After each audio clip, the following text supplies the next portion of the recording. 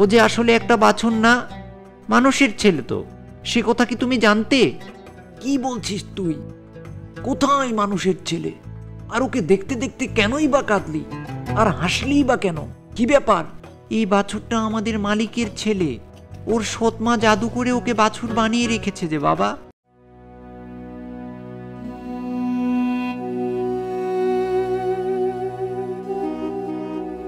কঠোরভাবে প্রাপ্তবয়স্কদের জন্য অ্যারাবিয়ান নাইটসের বাংলা অনুবাদ আলিফ লায়লার প্রতিটি পর্ব নিয়ে আমি খালিদ ইবনে ওয়াদুদ হাজির হই প্রত্যেক বুধবার রাত 12টায় আপনাদের সামনে। গত পর্বে আপনারা শুনেছিলেন গাধা, বলদ এবং গৃহস্বামীর উপাখ্যান, আর আজকের এই পর্বে আপনারা শুনবেন সওদাগর এবং 3 শেখের কাহিনী। তো চলুন কথা না বাড়িয়ে শুরু করা যাক। প্রথম শেখ তখন বলতে শুরু করে, শোনো দৈত্য, এই যে বনু রাম ছাগল দেখছো, আসলে কিন্তু এটা কোনো জন্তু জানোয়ার না। এ হচ্ছে আমার চাচার মেয়ে, আমার শাদি করা বিবি। 30টা বছর একসঙ্গে ঘর করেছি আমরা। ছোটবেলা থেকেই মেয়েটা জাদু করেছিল, নানান রকম জাদুবিদ্যা দেখিয়ে তাক লাগিয়ে দিত আমাকে। একে নিয়ে 30 বছর ঘর তো করলাম, কিন্তু দুঃখ যে একটাও ছেলে পুলে হলো না আমাদের। তাই আমি আমার বাড়ির দাসীকে রক্ষিতা করে তার গর্ভে একটা ছেলে তৈরি করলাম। ছেলের বয়স যখন 15, তখন একদিন কাজের ধান্দায় ভিন দেশে যেতে হয়েছিল আমার অবর্তমানে আমার ওই জাদুকরি বিবি জাদু করে ছেলেটাকে বাছুর আর তার মাকে গাই গরু বানিয়ে রেখে দিল। কিছুদিন বাদে ঘরে ফিরে যখন বউকে জিজ্ঞেস করলাম, কি গো, ছেলে আর তার মা কোথায়? তখন সে আমাকে মিথ্যে করে বলল দাসীটা মরে গেছে আর ছেলেটা কোথায় যেন উধাও হয়ে গেছে, বলতে পারবে না। বিবির কথা শুনে আমি তো শোকে ভেঙে পড়লাম। সারাটা বছর কেঁদে কেঁদে কাটালাম। এরপর আমাদের কুরবানি ঈদ চলে আসলো। এই দিনটাতে আমরা গরু, ছাগল, মোষ যার যা ইচ্ছা তেমনটা কুরবানি দিই। পছন্দসই একটা গরু নিয়ে আসতে বললাম আমার চাকরটাকে। চাকরটা নিয়ে আসলো একটা গাই গরু। জবাই করার জন্য ছুরি নিয়ে যখনই তার দিকে এগিয়ে গেলাম, দেখি তার চোখ দিয়ে অঝোরে পানি ঝরছে, আরো অদ্ভুতভাবে গোঙাচ্ছে। আমার কেমন যেন মায়া হল। পারলাম, নকরটার হাতে ছুরি দিয়ে বললাম, নে তুই কর, আমি পারবো না রে। নকরটা ওকে জবাই করলো। আর কি আশ্চর্য, গরুটা আর গরু নাই। দেখলাম আমার সেই দাসীটার মুন্ডু আর ধর আলাদা হয়ে পড়ে আছে। খুব দুঃখ হলো। তারপর চাকরটাকে বললাম, যা একটা তাগড়াই দেখে বাছুর নিয়ে আয় দেখি। নকর আমার কথা মতো নিয়ে এলো একটা উষ্টপুষ্ট বাছুর। কিন্তু বাছুরটাকে আনতেই সে লুটিয়ে পড়লো আমার পায়ের কাছে। তার চোখের দিকে তাকিয়ে বুঝতে পারলাম কি যেন সে আমাকে বলতে চায়, কিন্তু বলতে পারছে না। মুখে তার ভাষা নাই। কি করে সে বলবে, আমাকে মেরো না, আমি তোমার একমাত্র ছেলে বাবা। আমার মনের মধ্যে কি যেন হলো, তোমাকে বুঝাতে পারবো না। নকরটাকে বললাম, বাছুরটাকে আর মারবো না রে, তুই অন্য কোনো গরু নিয়ে আয়। গল্পটা এই অবধি বলা হয়েছে।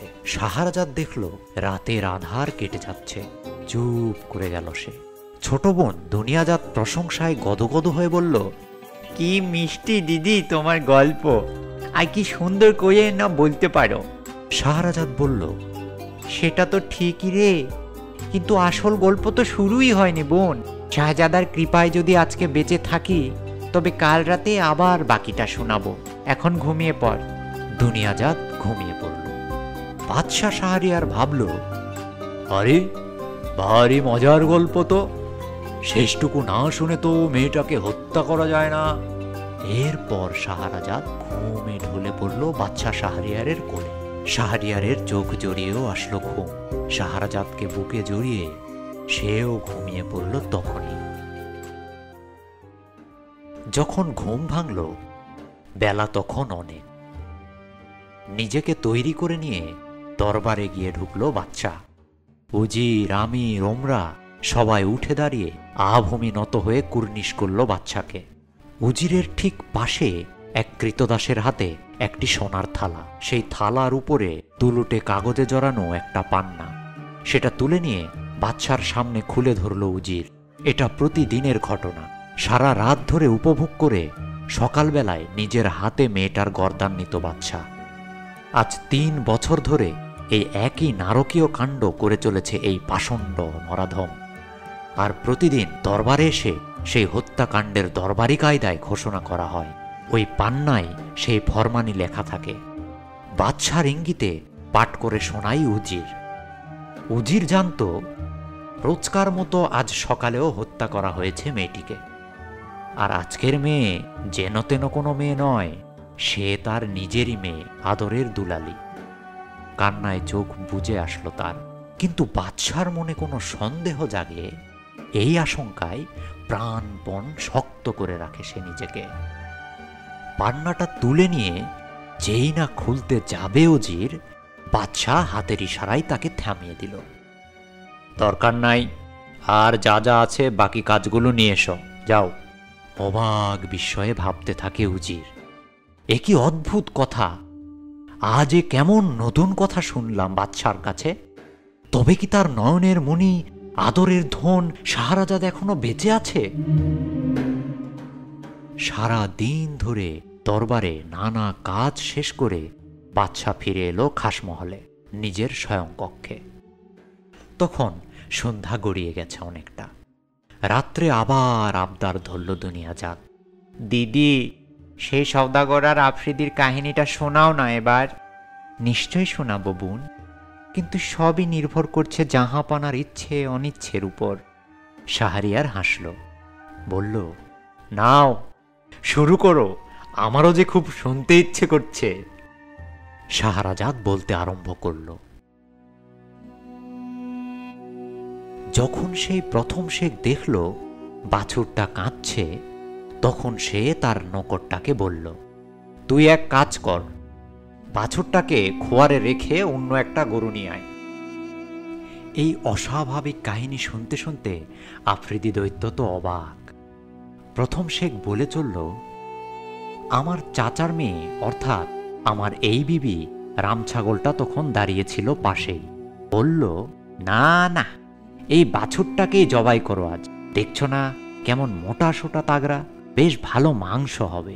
কিন্তু আমার মন সায় দিল না, বড় মায়া হলো জানো। নকরটাকে বললাম, যা তুই আর একটা ভালো দেখে নিয়ে আয় গরু। পরদিন বাড়িতে বসে আছি, নকরটা ছুটতে ছুটতে এসে বলল, মালিক, মালিক, একটা ভালো খবর আছে। আমার মেয়েটা জাদুবিদ্যা আর ঝাড়ফুঁকের মন্তর তন্তর শিখছিল এক বুড়ির কাছে। ওই বুড়িটা এখন আমার বাড়িতেই থাকে। কাল যখন তুমি আমাকে বললে বাছুরটাকে নিয়ে যা, তখন ওকে নিয়ে সোজা চলে গেলাম আমার মেয়েটার কাছে। বাছুরটাকে দেখা মাত্রই মেয়ে আমার নাকাব দিয়ে মুখ ঢেকে ফেললো। বুঝতে পারলাম না, আমি ছাড়া অন্য কোনো পরপুরুষ তো ছিল না সেখানে। তবে কেন সে শরম করলো? বাছুরটাকে দেখতে দেখতে প্রথমে সে ফিক ফিক করে হাসলো, কিন্তু এর কিছুক্ষণ পরে আবার কেঁদে ফেললো। আমাকে বলল, বাপজান, তুমি এই বাছুরটাকে নিয়ে এলে কেন আমার কাছে? তোমার মনে কি কোনো সন্দেহ হয়েছে? ও যে আসলে একটা বাছুর না, মানুষের ছেলে তো। সে কথা কি তুমি জানতে? কি বলছিস তুই? কোথায় মানুষের ছেলে? আর ওকে দেখতে দেখতে কেনই বা কাঁদলি, আর হাসলি বা কেন? কি ব্যাপার? এই বাছুরটা আমাদের মালিকের ছেলে। ওর সৎমা জাদু করে ওকে বাছুর বানিয়ে রেখেছে যে বাবা। শুধু ওকে না, ওর মাকেও গাই করে রেখেছিল। তোমরা আজ তাকে জবাই করেছো, তাই না?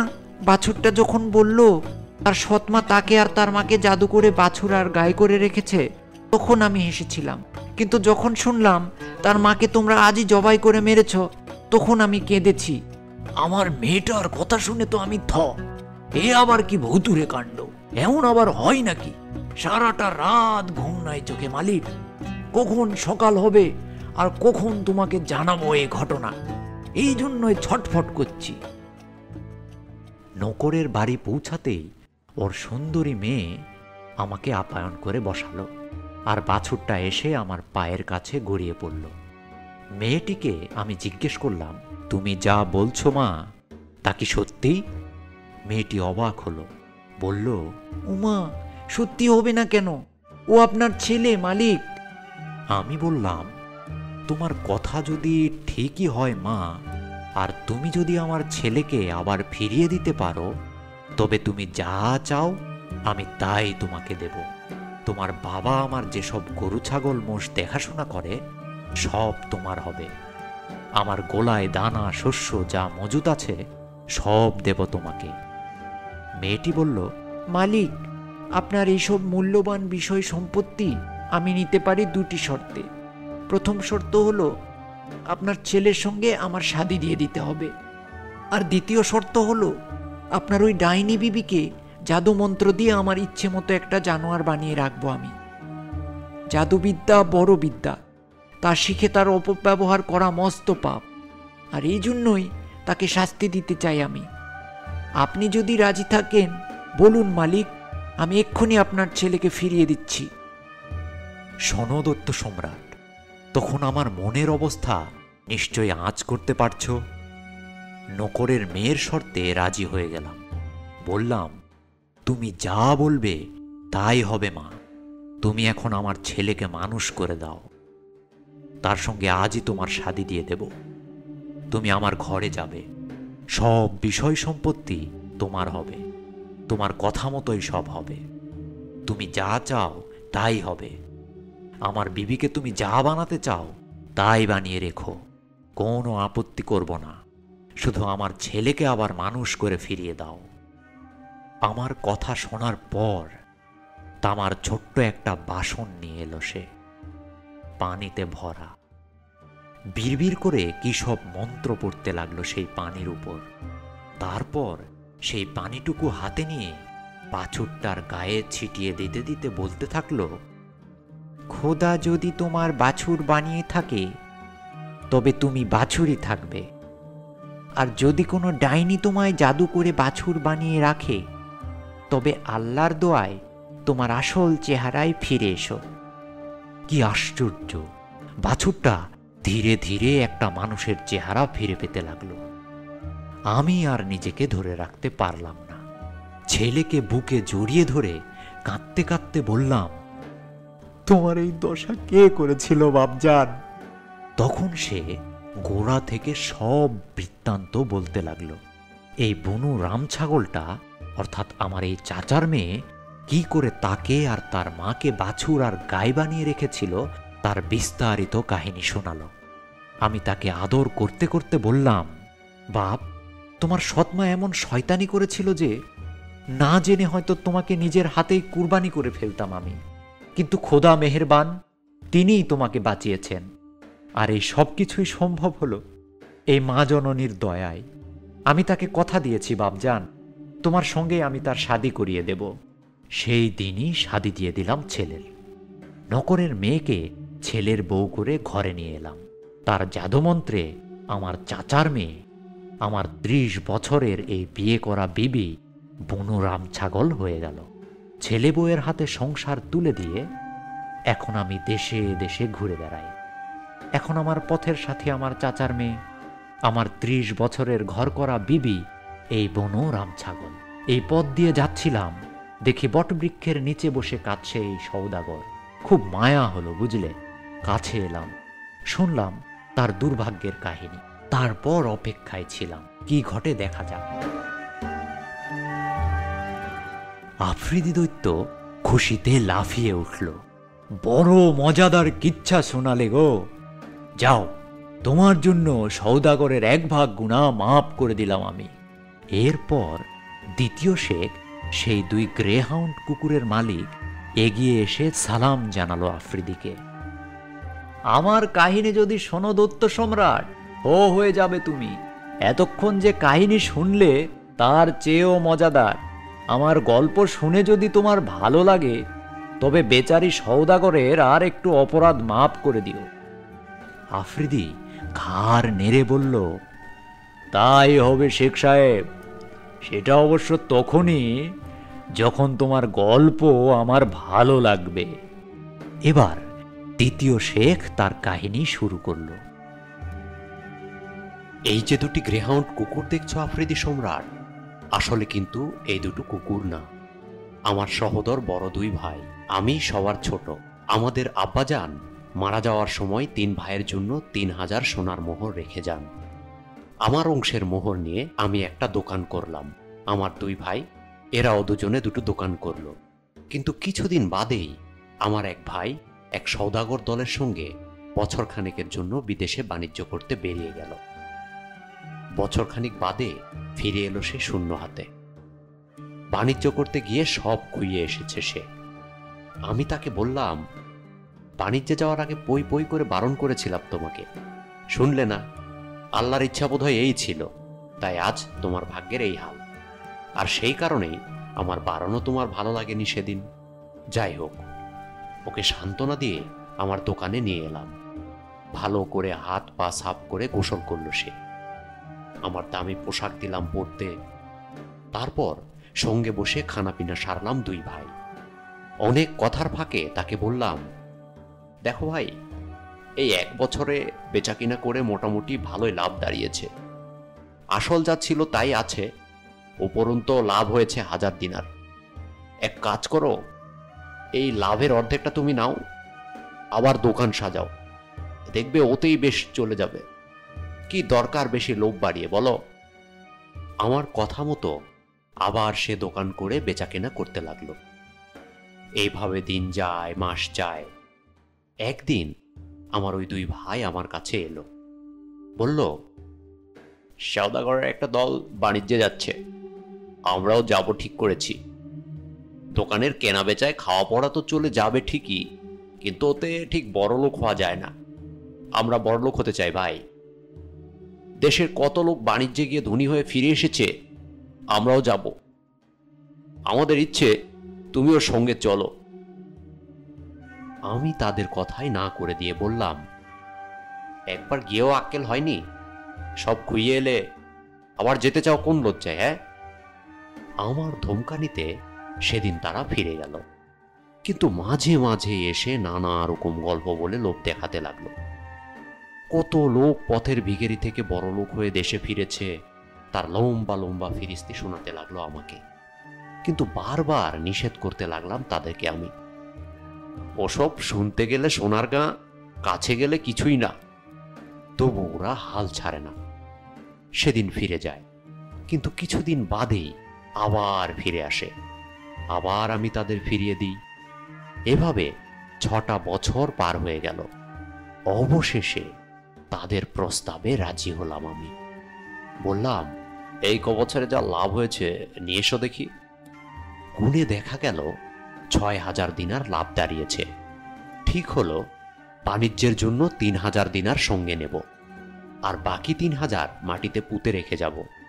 কে জানে, বিদেশ বিভুঁই কিছুই বলা যায় না। যদি দিনারগুলো খোয়া যায়, তবে দেশে ফিরে পথে বসতে হবে। আমার কথায় দুজনেই সায় দিল। এরপরে প্রত্যেক ভাই 1000 দিনার সঙ্গে নিলাম। নানা ধরনের মনোহারী জিনিসপত্র সওদা করে বাক্স প্যাটরা বোঝাই করলাম। তারপর নৌকা বোঝাই করে আল্লাহর নাম নিয়ে পাল তুলে দিলাম। মাস খানিক কেটে গেছে। একদিন এক বন্দরে নোঙ্গর করলাম আমরা একটা দিনের জন্য। সেই বন্দরে আলাপ হলো একটা রূপবতী নারীর সঙ্গে। যেমন তার রূপ, তেমনই তার যৌবন, কিন্তু বড্ড গরিব। ছেঁড়া ময়লা পোশাকে লজ্জা ঢাকতে পারছে না সে। তার উত্তম যৌবন পথচারীর বিভ্রান্তি ঘটাতে পারে। মেয়েটি এগিয়ে এলো। আমায় কিছু সাহায্য করবে মালিক, আমি বড় গরিব। তার বদলে তোমরা যা বলবে করে দেব। আমি তোমাদের সওদা বই নিয়ে যেতে পারি শহরে, বেচা কিনাও করে দিতে পারি যদি চাও। আমি খানা পাকাতে পারি। আমি প্রশ্ন করলাম, কোথায় থাকো তুমি, আর কে আছে তোমার? ও বলল, থাকি শহরে, আর আপনজন বলতে কেউই নাই আমার। পথে পথে ঘুরি, যদি কেউ খেতে দেয় খাই, যদি কেউ আশ্রয় দেয় রাত কাটাই, না হলে দিন দুনিয়ার মালিক আছেন উপরে, তার ইচ্ছায় দিন কেটে যায় কোনো রকমে।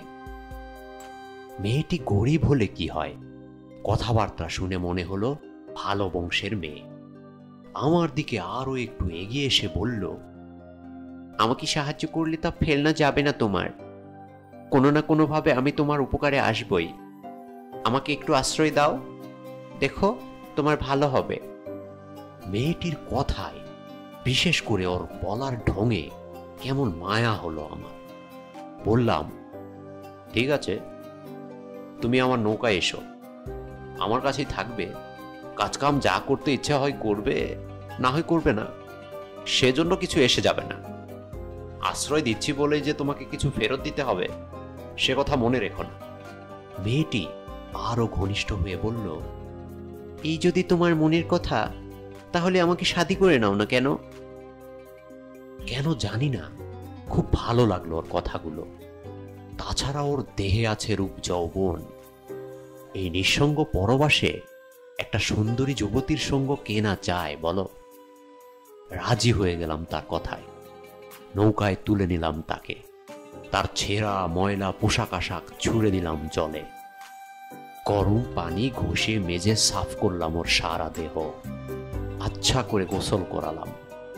তারপর দামি শাড়ি পরালাম, সুরমা এঁকে দিলাম ওর চোখে। আতরের সুবাসে মদির হয়ে উঠল ওর দেহ। এরপর মখমলের গদির বিছানায় বসালাম। দুজনে একসঙ্গে বসে খানাপিনা করলাম, গল্প করলাম অনেক। ওর জীবনের নানা বিচিত্র কাহিনী শোনালো ও আমাকে। আমি শোনালাম আমার জীবনের কাহিনী। এইভাবে দুজনে দুজনার কাছাকাছি হয়ে এলাম আরো।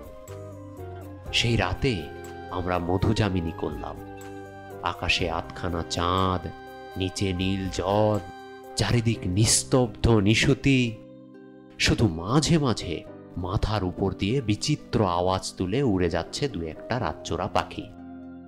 আমরা দুজনে নৌকার কিনারে বসে চাঁদনি রাতের এই মৌন মাতানো রূপে মুগ্ধ হতে থাকলাম। ওর হাতে আমার হাত।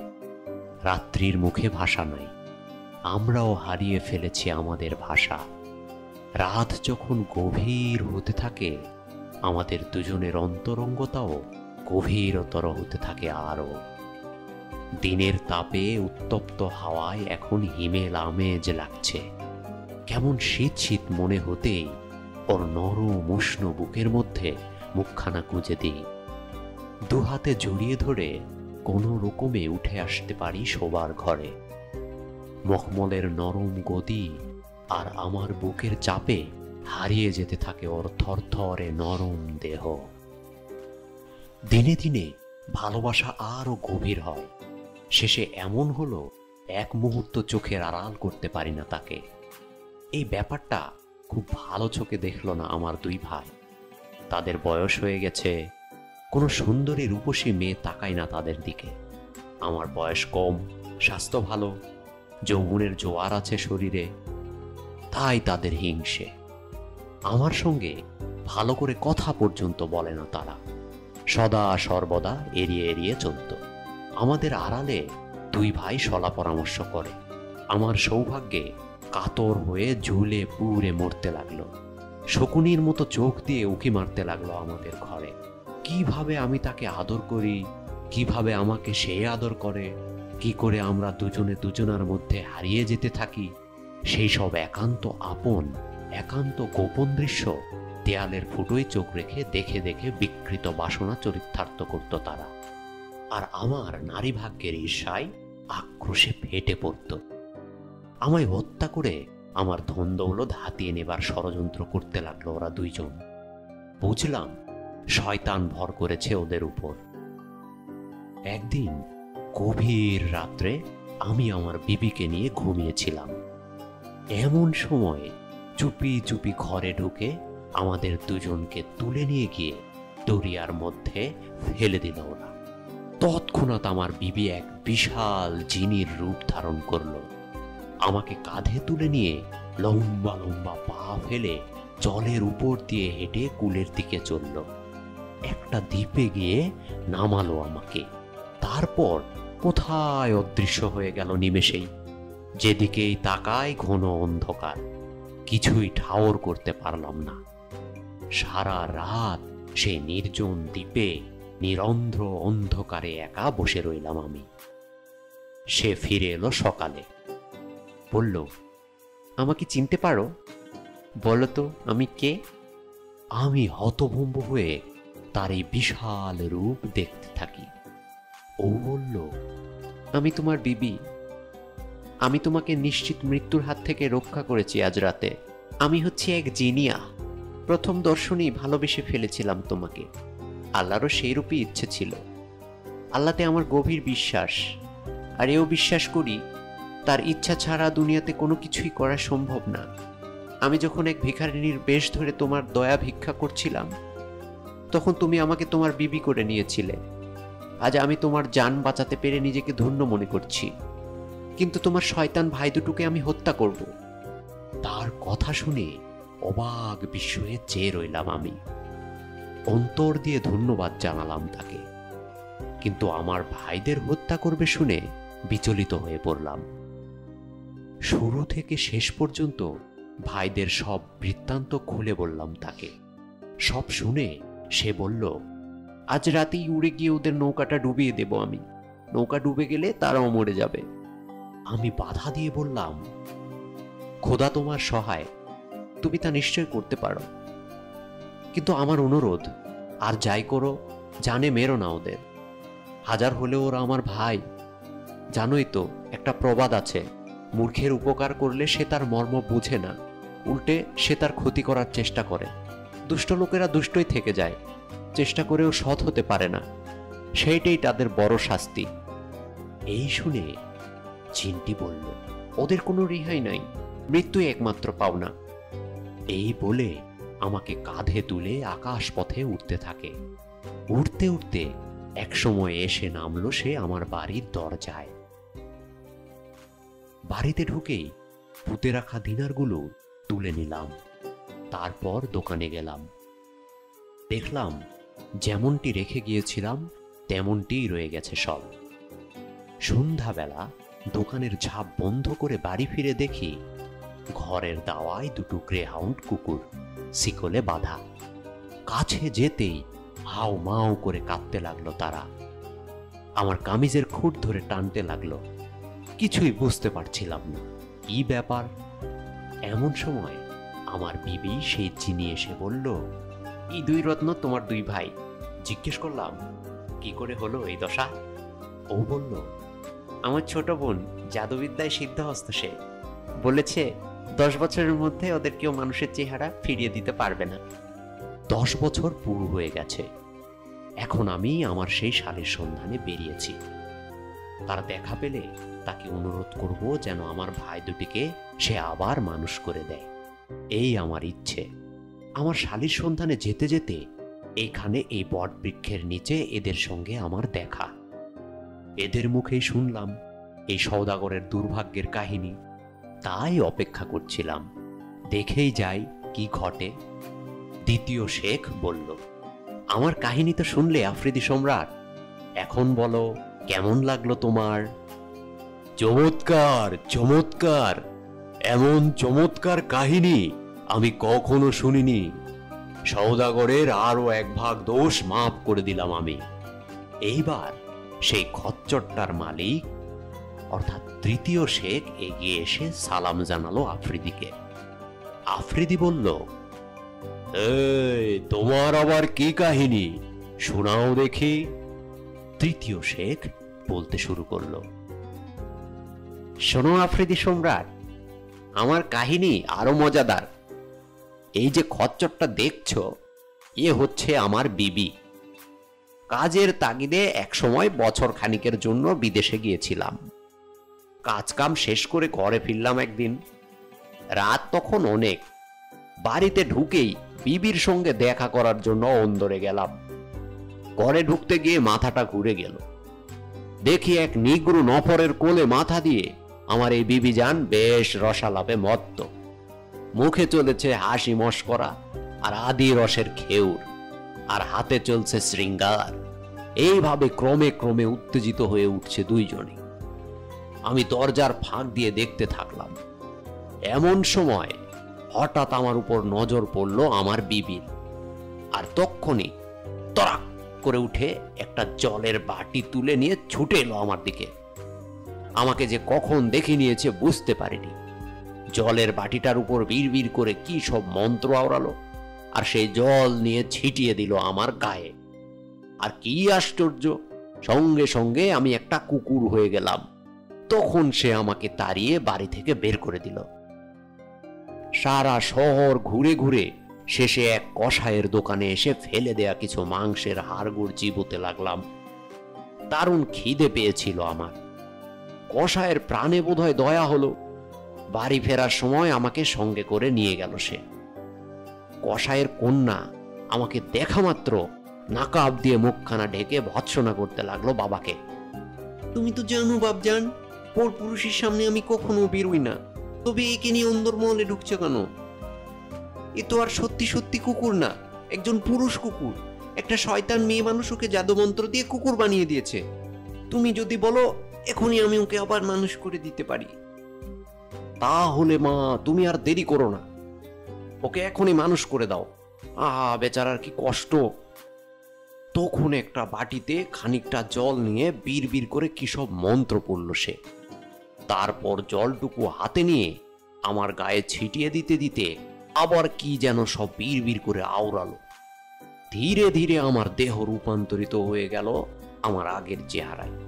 কৃতজ্ঞতায় ভরে গেল আমার মন। মেয়েটির হাতে ছোট্ট একটা চুম্বন করে বললাম, আমাকে যে শয়তানি জাদু করে রাস্তার কুকুর বানিয়ে কষ্ট দিয়েছে তাকে আমি শায়েস্তা করতে চাই। মন্ত্র দিয়ে তুমি তাকে খচ্চর বানিয়ে দিতে পারো সুন্দরী? নিশ্চয়ই পারি, এ আর এমন কঠিন কি কাজ। তখন কসাই কন্যা ছোট্ট একটা পাত্রে খানিকটা জল এনে মন্ত্র পড়ে আমার হাতে দিয়ে বলল, যখন তোমার বিবি ঘুমিয়ে থাকবে তখন তার গায়ে এই পানি ছিটিয়ে দিয়ে মনে মনে যা কামনা করবে সে তাই হয়ে যাবে। উত্ত সম্রাট, এই যে খচ্চরটা দেখছো, এই আমার সেই জাদুকরি বিবি। তখন আফ্রিদি রসিকতা করে জিজ্ঞেস করে, তোমার স্বামী যা সব বলল ঠিক? তারপর তৃতীয় শেখের দিকে ফিরে বলল, তোমার কাহিনী শুনে খুব খুশি হলাম শেখ। সওদাগরের সব গুনাহ থেকে মাফ করে দিলাম। যাও সওদাগর, তোমার ছুটি, তোমাকে খালাস করে দিলাম। এমন সময় শাহরাজাদ দেখল ভোর হয়ে আসছে। গল্প থামিয়ে চুপ করে বসে রইল সে। কনিষ্ঠা দুনিয়াজাদ আনন্দে গদগদ হয়ে বলে, কি সুন্দর গল্প দিদি, আর কি মিষ্টি করেই না বলতে পারে তুমি। এ আর এমন কি বোন, যদি বেঁচে থাকি তো কাল রাতে আরো মজার কাহিনী শোনাবো। বাদশা ভাবে, বাকি গল্পগুলো না শুনে তো ওকে মারা যায় না। এরপর শাহরাজাদ আর শাহরিয়ার আলিঙ্গনাবদ্ধ হয়ে ঘুমিয়ে পড়ল। দরবারের সময় সমাগত। শাহরিয়ার শয্যা ছেড়ে উঠে পড়ল, নিজেকে তৈরি করে নিয়ে চলে গেল দরবারে। সারা দিন নানা কাজের ব্যস্ততায় কাটিয়ে রাত্রে আবার ফিরে আসলো খাসমহলে শাহরাজাদের শয়নকক্ষে। দুনিয়াজাদ আবদার ধরল, এবার তোমার কাহিনী শুরু করো দিদি। শাহরাজাদ বলল, এক্ষুনি শুরু করছি বোন, তারপর শুনুন জাহাপনা। সেই তৃতীয় শেখ তার গল্প শেষ করতে আফ্রিদি খুশি হয়ে বলল, তোমার গল্প শুনে খুব ভালো লাগলো শেখ। সওদাগরের সব অপরাধ মাফ করে দিলাম আমি। নতুন জীবন ফিরে পাওয়ার আনন্দে সওদাগর তখন কেঁদে ফেলেছে। তিন শেখকে বুকে জড়িয়ে ধরে গভীর কৃতজ্ঞতা জানালো সে। পরে সবাই যে যার দেশের পথে পা বাড়ালো। এই গল্পটি আজকে যে গল্প শোনাবো তার কাছে কিছুই নয়। শাহরিয়ার কৌতূহলী হয়ে প্রশ্ন করল, শোনাও দেখি কেমন সে কাহিনী। শাহরাজাদ শুরু করল। এক সময়ে এক বৃদ্ধ জেলে আর তার স্ত্রী আর 3টি পুত্র কন্যা নিয়ে এক নদীর ধারে বাস করত। প্রতিদিনে মাত্র 5 বার জাল ফেলত সে জলে।